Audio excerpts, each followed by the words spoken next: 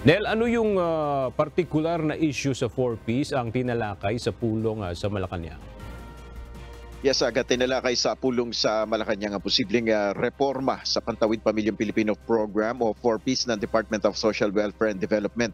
Kasama sa patawag na pulong ni Pangulong Ferdinand Marcos Jr. ngayong umaga, sina DSWD Secretary Rex Gatchalian, NEDA Director General at Socio-Economic Planning Secretary Arsenio Balisacan, Philippine Statistics Authority USEC Dennis Mapa, Presidential Chief Legal Counsel Juan Ponce Enrile at iba pang miyembro ng gabinete. Pangunahing pinag-usapan sa pulong ang epekto ng inflation o ang bilis ng antas sa pagtaas ng presyo ng mga bilihin at serbisyo. Sa press briefing sa Malacanang, sinabi ni Secretary Gatchalian na patuloy na pinag-aaralan ang panukalang pagbibigay ng bigas sa halip na cash assistance sa 4Ps beneficiaries. Pero sa ngayon, ang hamon sa ideyang ito ayon sa kalihim ay ang hirap sa logistics. Ayon sa kalihim, inatasan sila ni Pangulong Marcos na pag-aralan ng index-based system sa pagbibigay ng ayuda batay sa galaw na rin ng inflation.